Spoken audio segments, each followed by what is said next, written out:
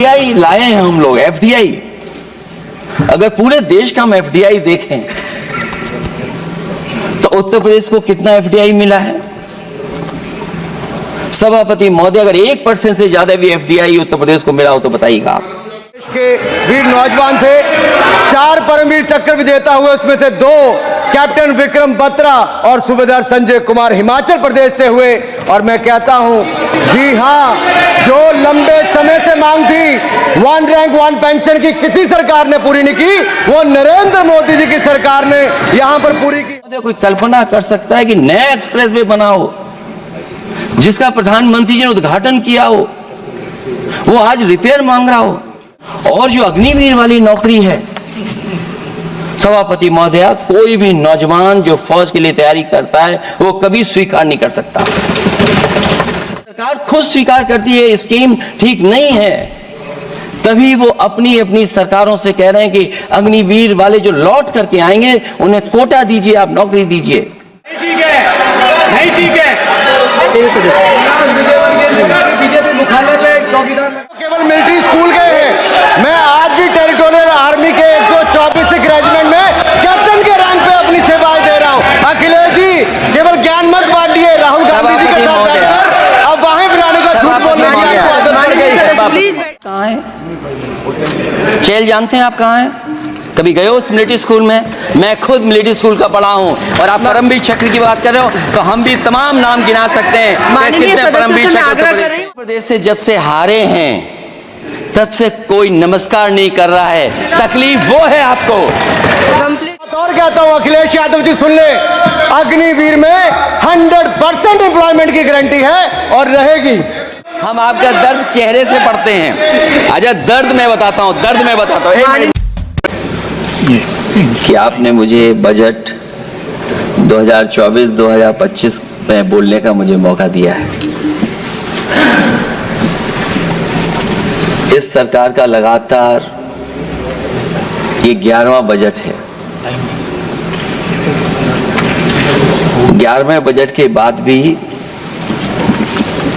नाउम्मीदगी दिखाई दे रही है और सरकार में है तो सरकार के लोग तो अच्छी बात करेंगे ही, न केवल नाउम्मीदगी दिखाई दे रही है बल्कि जो चेहरों पे खुशी होनी चाहिए थी सरकार बनने के बाद, वो चेहरों पे उतनी खुशी नहीं दिखाई दी। बिल्कुल खुशी नहीं। ये 11वें बजट में बेरोजगारों के लिए, युवाओं के लिए, गांव के लिए और उनकी तकलीफ परेशानी का जो मुद्दा है वो 9-2-11 दिखाई दे रहा है मुझे। महंगाई में घर चलाना, बच्चों को पढ़ाना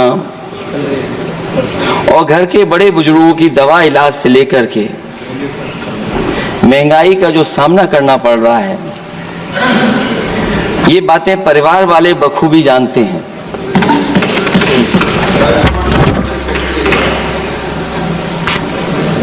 मैं जब सत्ता पक्ष के लोगों के जो आंकड़े देखता हूं और सुनता हूं, अगर इतना सब कुछ 10 साल में अच्छा हुआ है तो आप हंगर इंडेक्स में कहां खड़े हैं? अगर 10 साल बाद भी यही बात सत्ता पक्ष की तरफ से आएगी कि हम कहां खड़े हैं। आपने बड़ा सपना दिखाया make in India. Uttar Pradesh जैसे बड़े स्टेट से सबसे ज्यादा लोकसभा के सांसद चुने जाते हैं। हमें कोई बहुत बड़ा प्रोजेक्ट नहीं मिला, कोई बड़ा प्रोजेक्ट नहीं मिला, प्रधानमंत्री जी मिले हमें। और अगर कोई सभापति महोदय कोई बड़ा प्रोजेक्ट मिला हो 10 साल में, कोई आईआईएम मिला हो, कोई आईआईटी मिली हो और जो ट्रिपल आईटी किसी समय पर उत्तर प्रदेश को मिली थी, क्या उसमें क्या सहयोग सरकार की तरफ से हुआ है? न केवल ये संस्थाएं वर्की गवर्नमेंट जो एजुकेशन की इंस्टीट्यूशंस हैं वो सेंट्रल की तरफ से कौन सी नई आ गई? मेडिकल के क्षेत्र में कोई बड़ा संस्था ही हो, जो 2 एम्स आए हैं। मुझे याद है कि रायबरेली का एम्स भी समाजवादी सरकार में जमीन दी गई, उसके परिणाम है कि वह एम्स बन गया। गोरखपुर में भी जो एम्स आया, समाजवादी सरकार थी, जमीन दी गई, तब एम्स आया। और जो एम्स आ भी गए हैं अगर वहां 2, क्या उनमें पर्याप्त इलाज मिल पा रहा है? केवल यही नहीं, मेक इन इंडिया सपना तो यह दिखाया गया था कि अगर प्राइवेटाइजेशन हो जाएगा तो नौकरियां मिल जाएंगी। कुछ हद तक तो बहुत सी चीजें प्राइवेटाइज हो गई, लेकिन नौकरियां कम होती चली गई। और जो सबसे बड़ा सवाल है, जो पीडीए परिवार के लोगों को जो हक और सम्मान मिलता है, क्या ये सरकार वो दे पा रही है? टैक्स कलेक्शन में सपना दिखा रहे हैं कि हम यहां पहुंच गए हैं। आखिरकार एक्सपोर्ट क्यों कम होता चला जा रहा है? और हम जो ट्रेड डेफिसिट है उसको कैसे खत्म करेंगे?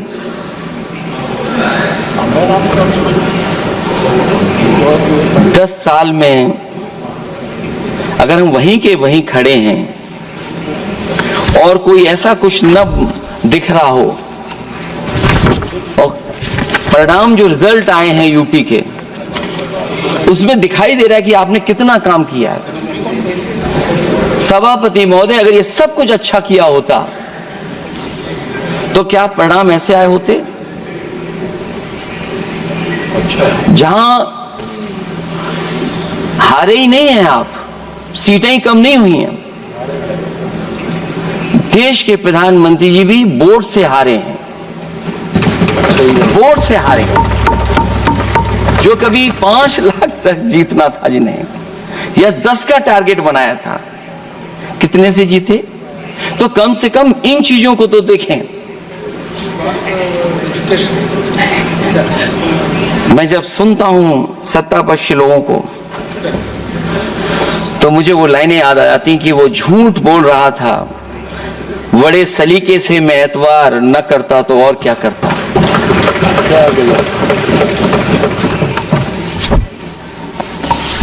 मुझे याद है कि देश के प्रधानमंत्री जी ने जनकपुर में एक झंडा दिखाया था और उस बस में 35 लोग बैठ करके अयोध्या आए थे।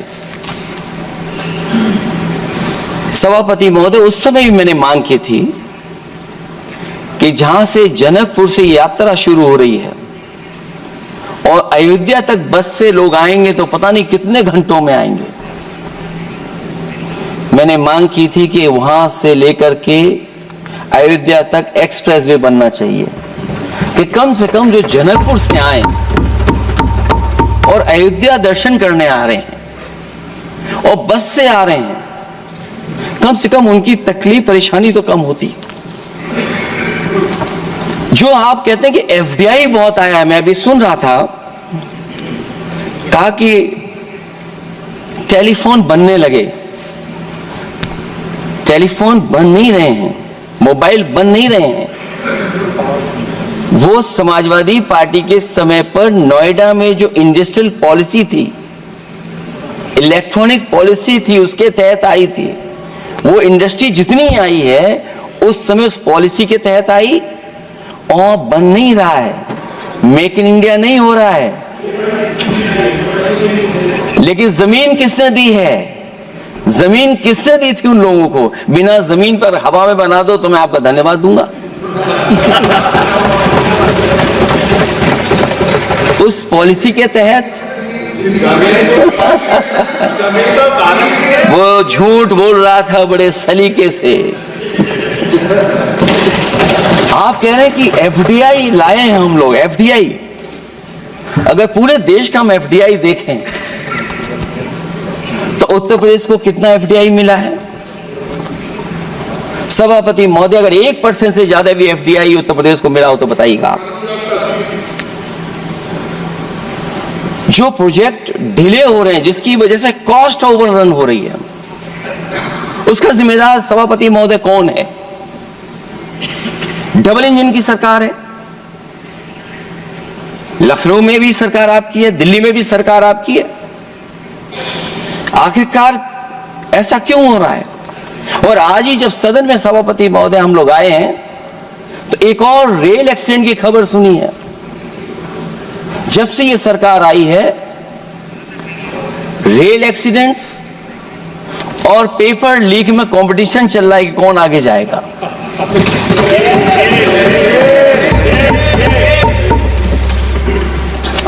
मैं तो अखबारों में पढ़ता था सभापति महोदय कि तोड़ फोड़ करके ही सरकार बनाते हैं।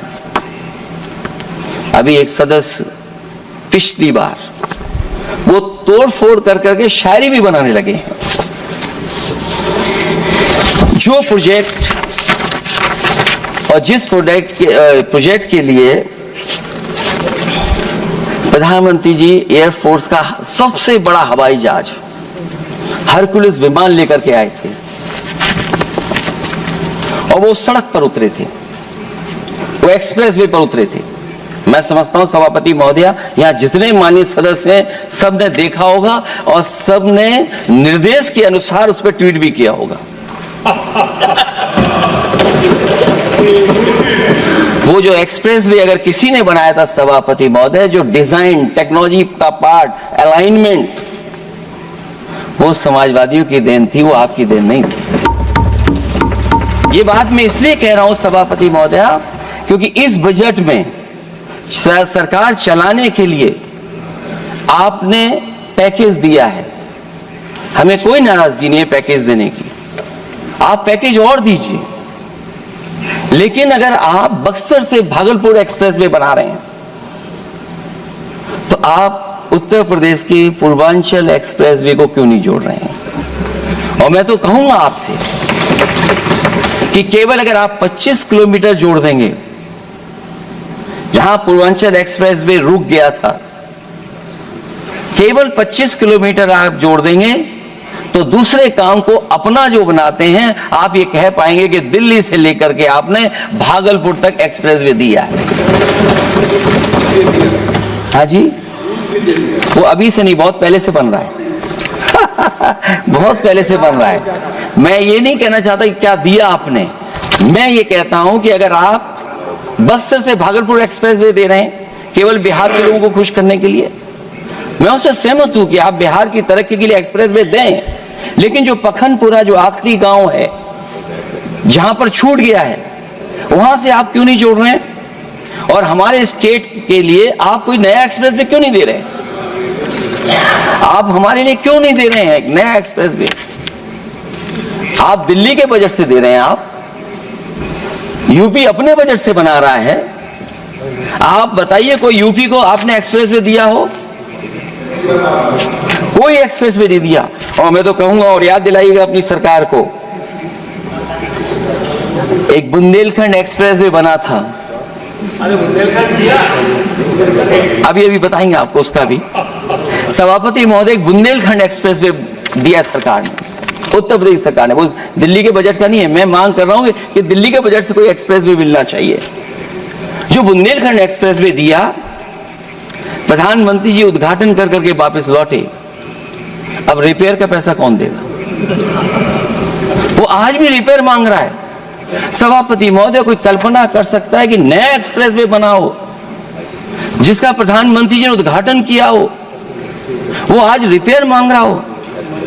और वो एक्सप्रेस वे 6 लेन नहीं है, वो 4 लेन है। मैं इसमें भी सुझाव देना चाहता हूं, ये जो बुंदेलखंड वाला एक्सप्रेस वे है, ये अभी 15,000 करोड़ से ज्यादा का बना है स्टेट गवर्नमेंट का।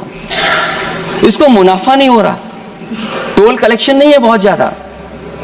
इसको सतना से जोड़ दिया जाए और बुंदेलखंड जहां से शुरू हो रहा है हमारे डिस्ट्रिक्ट इटावा से, कम उसको हरिद्वार तक ले जाना चाहिए। अगर हरिद्वार से लेकर के सतना लोग चले जाएंगे तो शायद बुंदेलखंड के लोगों को भी लाभ होगा। और सबसे बड़ी बात है सभापति महोदय, दिल्ली और लखनऊ मिलकर के उन एक्सप्रेसवे की सेफ्टी से और उसकी डिजाइन से खिलवाड़ कर रहे हैं। जो इंडियन रोड कांग्रेस कहती है, जो डॉक्यूमेंट कहता है, वो ये कहता है कि मीडियन सड़क का 12 मीटर से लेकर के 14 मीटर होना चाहिए। आप जाकर के देख के आइए, जो पूर्वांचल वाला बना है उसका मीडियन कितना है? क्या भविष्य में आपने चलने वालों की सेफ्टी के साथ खिलवाड़ की है कि नहीं की है? ये आपको विचार करना पड़ेगा। जिस समय लद्दाख और चीन को लेकर के सवाल उठा था सभापति महोदय, उस समय पॉलिटिकल पार्टी से सुझाव मांगे गए थे और सुझाव ये मांगे गए थे कि आप क्या सुझाव देना चाहते हैं। तो उस समय जो सुझाव समाजवादी पार्टी ने दिया था, वो सुझाव ये था कि लिपू लेक से लेकर के आपके ग्वालियर तक 6 लेन हाईवे बनना चाहिए। कभी जरूरत पड़ने पर सीमाओं पर हमारी फौज का आना जाना जल्दी हो जाए। और मुझे याद है जो अखबारों में मैंने पढ़ा था, सरकार ने उसको स्वीकार कर लिया था कि 6 लेन हाईवे बनेगा वो। लेकिन जब टेंडर की बात आई तो सुनने में आया कि वो 4 लेन बनने जा रहा है। और अभी जब वो काम हो रहा है, जब काम मैंने दोबारा उसको देखा तो पता लगा कि डबल लेन पेव शोल्डर बन रहा है। सोचिए कहां 6 लेन बनाने की बात थी, आप डबल लेन पेव शोल्डर बना रहे हैं। और पता नहीं कौन उस हाईवे को डिजाइन किसने किया है डिजाइन, कि जितने भी कस्बे उसके आसपास पड़ रहे हैं, कस्बे वाले अब नाला कहां से बनाएं, घर ऊंचा करें कि सड़क को तोड़ें। बहुत सारे कस्बों को वो समस्या के संकट में डाल दिया है सरकार ने।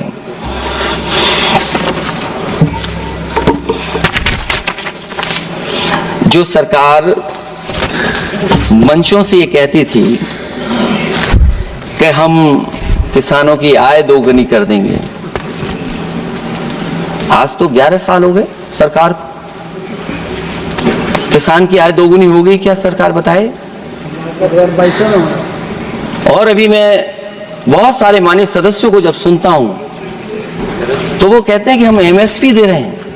अगर आप एमएसपी दे रहे हैं तो उसकी कानूनी गारंटी क्यों नहीं दे रहे हैं आप कानूनी गारंटी दीजिए। और फिर कई बार सुनने को मिलता है कि हॉर्टिकल्चर क्रॉप्स के लिए आप क्या कर रहे हैं, उसके एमएसपी की कब तैयारी करेंगे आप? और फिर आय दोगुनी में आप कितना देंगे किसान को? जो पिछले बार बजट में कहा गया था कि एग्रीकल्चर इंफ्रास्ट्रक्चर के लिए 1 लाख करोड़ देश को मिलेगा। अगर 1 लाख करोड़ देश को मिला होगा एग्रीकल्चर इंफ्रास्ट्रक्चर को, तो कम से कम यूपी का शेयर कुछ तो रहा होगा। सभापति महोदय, सरकार ने अगर एक भी मंडी बनाई हो तो बता दें। हाँ, ये अलग बात है कि अगर आप कोई चीज सुधारने के लिए कोई परिवर्तन कर रहे हैं, स्टोरेज के लिए किसी को पहले ही बता दे रहे हैं, वो बात अलग है। लेकिन किसान कहां जाएगा जहां उसको रेट मिलेगी? और फिर ये इस बजट में कहा जा रहा है कि हम 109 high yielding and climate resilient varieties लाएंगे। तो सभापति महोदय, हम अपने माननीय मंत्री से कहेंगे कि वो ग्लोबल वार्मिंग के लिए जो आप काम पिछले कितने वर्षों से कर रहे हैं, क्या हुआ उस ग्लोबल वार्मिंग का? COP21 में भी आप हुआ है, G20 में भी आपने आश्वासन दिया और कुछ नहीं किया, तो आपको क्या लाना पड़ रहा है? 109 high yielding and climate resilient varieties. आप मुझे बताओ किसान पर कब तक पहुंचाओगे आप? और उसको पहुंचाने के लिए आपके पास क्या इंतजाम है? और फिर दूसरे पैराग्राफ में फिर बदल जाते हैं आप। अभी आप बात कर रहे हैं रेजिलेंट वैरायटीज की और फिर आप कह रहे हैं कि हम नेचुरल फार्मिंग को बढ़ावा देंगे। सभापति महोदय, इस सरकार बताए कि रेजिलेंट क्रॉप सीड्स कब तक पहुंचा देंगे, उससे लाभ किसानों को कैसे मिलेगा? और फिर नेचुरल फार्मिंग जो अभी भी कर रहा है किसान कई जगह पर, उसके लिए क्या अलग से पैकेज है आपके पास बजट में? आपने तो केवल सभापति महोदय एक चीज सीखी है पार्ले जी बिस्किट से, महंगाई और मुनाफा। इस सरकार ने 10 साल में डीएपी की बोरी को, खाद की बोरी को छोटा कर दिया। इससे और ज्यादा छोटा मत करना आप। और आपने डीएपी, जब किसान डीएपी लेने गया तो सरकार ने कहा कि बिना नैनो यूरिया के आप नहीं मिलेगा आपको। मैं सरकार से जानना चाहता हूं कि नैनो यूरिया से क्या लाभ पहुंचा है किसानों को, ये बताइए। नैनो यूरिया से क्या लाभ पहुंचा है सरकार बताए।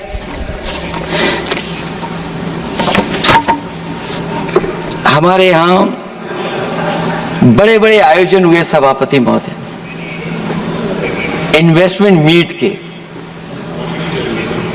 बड़े बड़े आयोजन हुए इन्वेस्टमेंट मीट के, और 5 लाख करोड़ के एमओयू साइन हो गए। 5 लाख करोड़ के। मैं सभापति महोदय, बजट हमारी क्या मदद कर रहा है उत्तर प्रदेश के उद्योग लाने के लिए। और ऐसे आयोजन हुए जिसमें देश के प्रधानमंत्री आए, देश के राष्ट्रपति आए, और देश के जितने बड़े उद्योगपति सब आए थे। लेकिन आज यूपी को क्या मिला वहां पर? किसानों के लिए एग्रीकल्चर सेक्टर में बड़े बड़े एमओयू हुए, लेकिन आज जमीन पर कुछ नहीं दिखाई दे रहा है।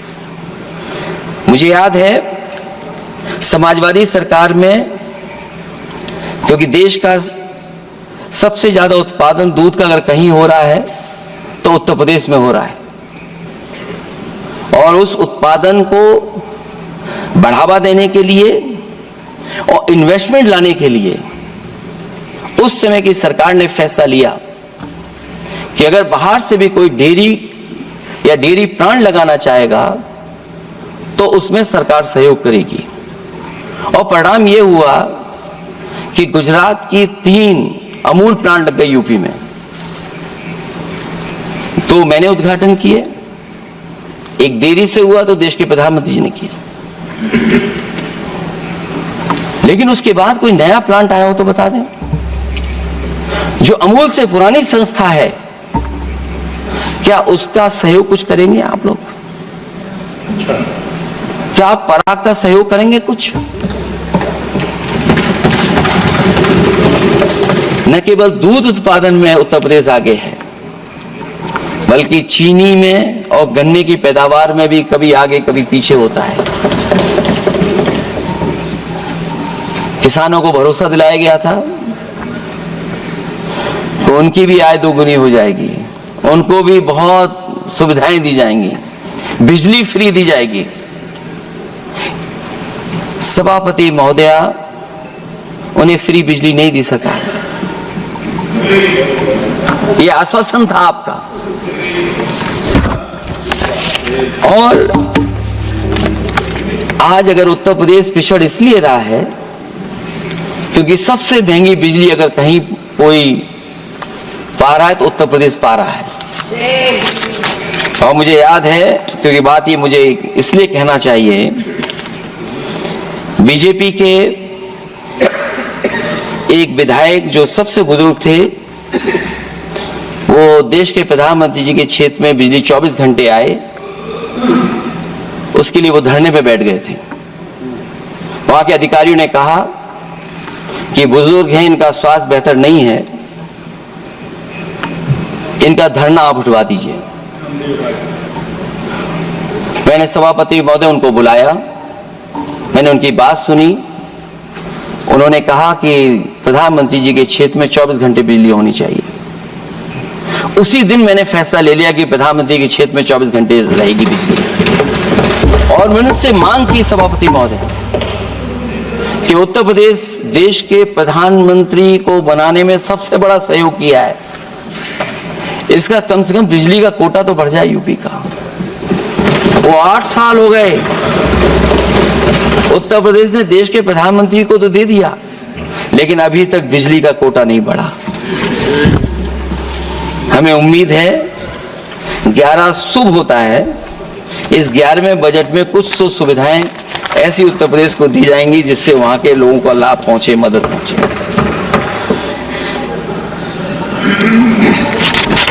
जहां किसान आत्महत्या कर रहा है, और पिछले 10 साल में सरकार जानती होगी कि कितने किसानों ने आत्महत्या की है, लाखों लाख किसान आत्महत्या कर चुके हैं। जहां किसान तकलीफ और परेशानी में है, वहीं सबसे ज्यादा अगर संकट किसी चीज पर आया तो वो नौकरी पर आया है, रोजगार पे आया है। जब सरकार का बजट मैं पढ़ता हूं तो जो स्कीम्स लाई जा रही हैं उसमें, क्या ये स्कीम नौजवान को पक्की नौकरी दिलाएगी? क्या इन स्कीम से 5,000 रुपए देकर के आप नौजवान का भविष्य बनाना चाहते हैं? आप क्या दे रहे हैं आप? और मुझे तो ये लगता है कि जो वर्क फोर्स आप बना रहे हैं ट्रेनिंग देकर के सरकार के पैसे से, अंतोगत्वा इनको भी एक्सप्लॉइट वही लोग करेंगे, उद्योगपति। आखिरकार जब इतनी टेक्निकल, इतनी ट्रेन फोर्स होगी, तो आप ये मुझे बताइए कि उसके भविष्य क्या होगा? अगर इतने बड़े पैमाने पे आप ट्रेनिंग करा रहे हो, सरकार का बजट उसमें खर्च हो रहा है, तो सभापति महोदय उनका भविष्य क्या होगा 5 साल के बाद? और जो अग्निवीर वाली नौकरी है, सभापति महोदय, कोई भी नौजवान जो फौज के लिए तैयारी करता है वो कभी स्वीकार नहीं कर सकता। जब पहली बार ये स्कीम आई थी अग्निवीर, उस समय बड़े बड़े उद्योगपतियों से ट्वीट कराया गया था कि अग्निवीर से अच्छी कोई योजना नहीं है, इनको हम नौकरी दे देंगे, हम अपने यहां रख लेंगे। और शायद सरकार में बैठे लोगों को यह बात याद होगी, क्योंकि सरकार खुद स्वीकार करती है स्कीम ठीक नहीं है, तभी वो अपनी अपनी सरकारों से कह रहे हैं कि अग्निवीर वाले जो लौट करके आएंगे उन्हें कोटा दीजिए, आप नौकरी दीजिए। पुलिस में भर्ती करेंगे।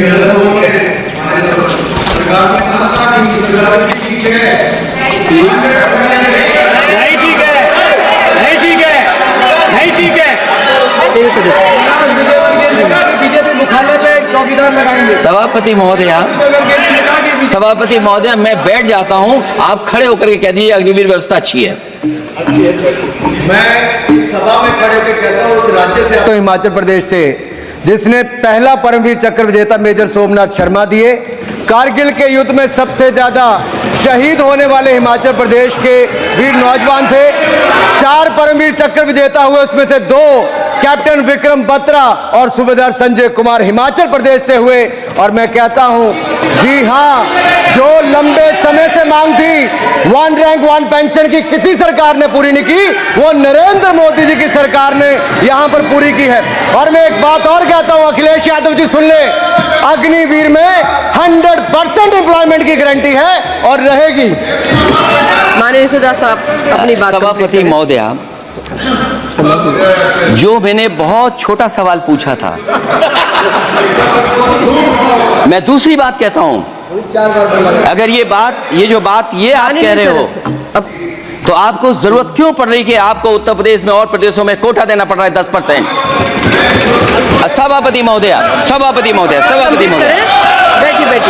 सभापति महोदय, जहां तक परमवीर, रुक जाइए,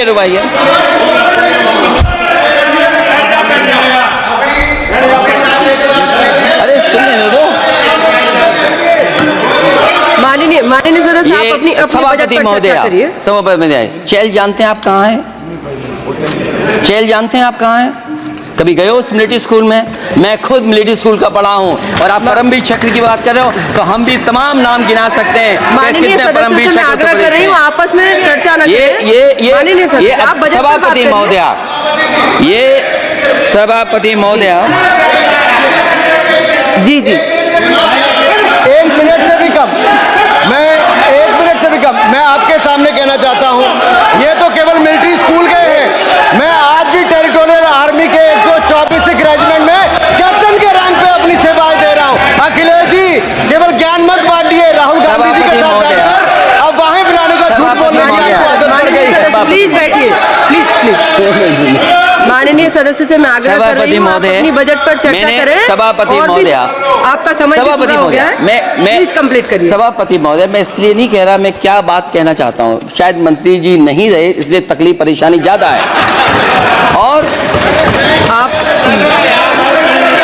अरे हमारा दर्द नहीं समझोगे, हम आपका दर्द चेहरे से पढ़ते हैं। अच्छा दर्द मैं बताता हूँ, दर्द मैं बताता हूँ। माननीय सदस्यों से मैं आग्रह कर रही हूँ, सभापति महोदय, दर्द मैं बताता हूँ, दर्द मैं बताता हूँ। बजट पर चर्चा करिए प्लीज, बजट पर सभापति जी, दर्द मैं बताता हूँ। देखिए दर्द बात पहुंचेगी कि नहीं पहुंचेगी।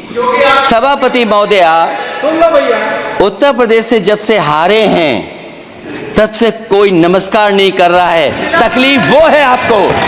कंप्लीट करिए। वो वीडियो हमने देखा है कि कोई किसी को नमस्कार नहीं कर रहा है, कोई किसी को देख नहीं रहा है। चलिए, धन्यवाद माननीय। और जो अपने आप को बहुत ताकतवर कहते थे, बहुत ताकतवर कहते थे आप अपने आप को, जिसने हराया उसको नहीं ये हटा पा रहे हैं। अब बात समझ में नहीं आई ना? माननीय जिसने हराया उसको नहीं हटा पा रहे। और अगर सभापति महोदय, अग्निवीर व्यवस्था समाजवादी लोग स्वीकार ही नहीं कर सकते। आप बजट पर पूरी अपनी बात रखिए। सभापति महोदय, अग्निवीर स्वीकार नहीं कर सकते। आप अपनी जब भी हम सत्ता में आएंगे, साल 2 साल, ये चलने वाली सरकार नहीं है, गिरने वाली सरकार है, याद रखना। माननीय सदस्य, और देखिए आप क्यों नहीं समझ रहे हो, साइकिल हमारा चुनाव चिन्ह है, साइकिल ही आपको सरकार चलवा रही है। जिस दिन साइकिल हट गई आप कहां बैठे मिलोगे। और दूसरे हमारे साथी हैं जो हमें लेकर के यहाँ लाए थे। माननीय सदस्य, मैं आग्रह कर रही हूँ, कंप्लीट करिए। सभापति महोदय, मैं 2-3 बातें कहता हूँ यूपी को लेकर के, मैं मांग करता हूँ। कंप्लीट करिए आप। सभापति महोदय, चंबल एक्सप्रेस वे बनना चाहिए, क्योंकि देश का सबसे बड़ा एक्सप्रेस वे जो 1 लाख करोड़ का बना है वो दिल्ली मुंबई से है। और यूपी को क्यों नहीं जोड़ रहे हैं आप? गंगा को लेकर के सब चिंतित हैं। गंगा की सफाई अभी नहीं हुई है। जो बजट गया पता नहीं कहां चला गया, किसी को नहीं पता। जैसे पानी बहा वैसे ही बजट भी चला गया।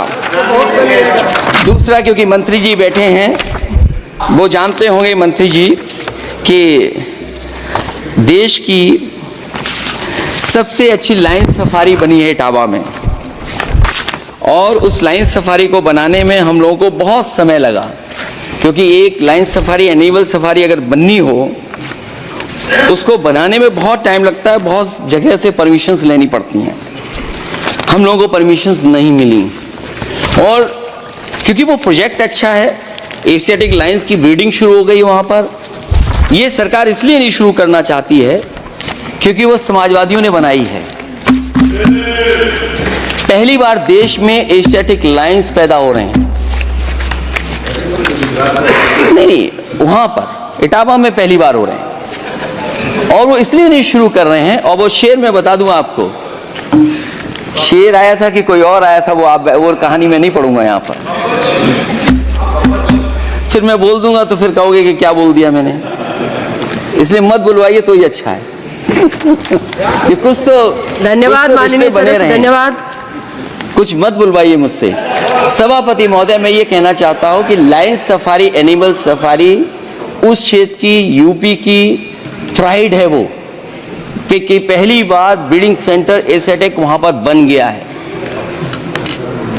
दिल्ली की सरकार और यूपी की सरकार मिलकर के उसको शुरू नहीं होने दे रही है। मुझे उम्मीद है कि उसको शुरू करवा देंगे आप। और आखिरी में मैं कहता हूं, चलते चलते आप 2 लाइनें कहता हूं। बुनियाद को नकार कर जो इमारतें उठाएंगे, हम भी देखते हैं वो किस मंजिल तक जाएंगे। धन्यवाद। बहुत बहुत